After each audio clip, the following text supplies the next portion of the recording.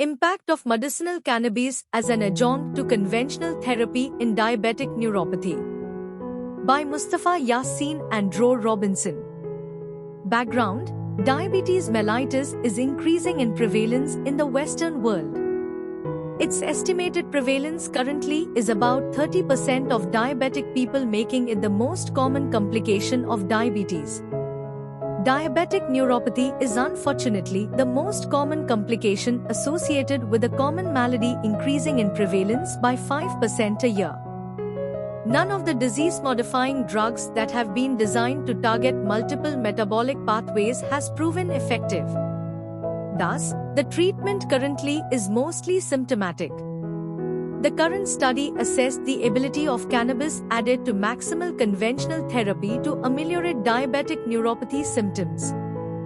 Methods: at screening, patients were assessed for the possibility of being treated by receiving cannabis therapy, CT, smoking, 20 grams per month, provided that they have completed a period of at least 12 months of optimal conventional treatment, including at least one narcotic agent and at least one of following analgesic treatments: tricyclic antidepressants, amitriptyline and nortriptyline, anticonvulsants, gabapentin and pregabalin, and serotonin norepinephrine reuptake inhibitors, SNRIs, duloxetine and venlafaxine.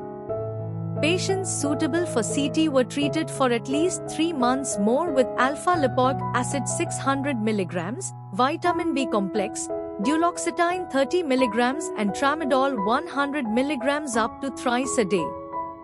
If after 3 months of treatment, the patients were still in pain, BPI pain severity higher than 7, cannabis therapy was begun. Patients were followed up every 6 months for up to 1 year.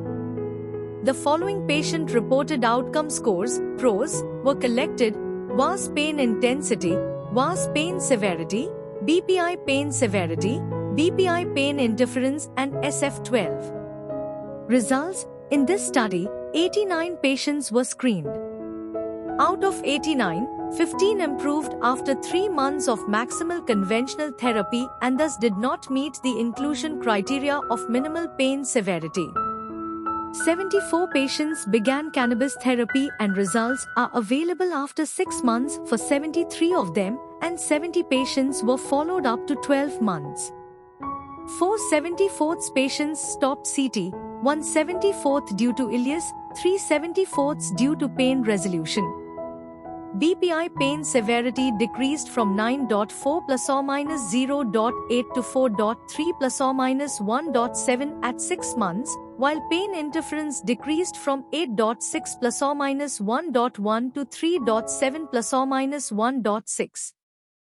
SF12V2 physical compounded score, PCs, changed from 34 plus or minus 8 to 46 plus or minus 8 at 6M.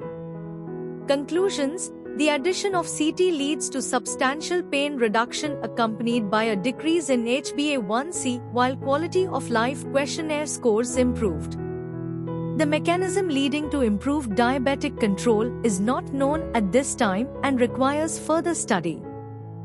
Further clinical research is necessary in order to define whether long-term MCT will lead to improved nerve function, as the time frame of this study is too short to allow nerve regeneration.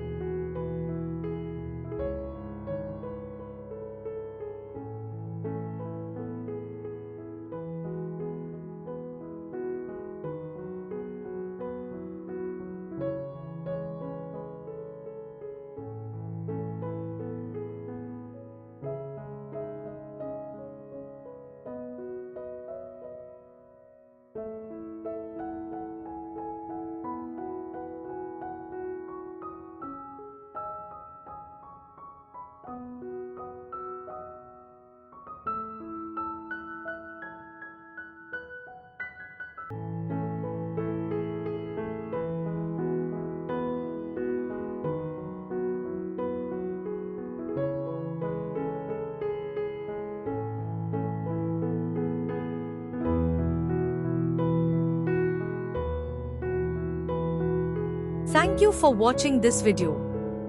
Please subscribe to our channel to watch more scientific videos.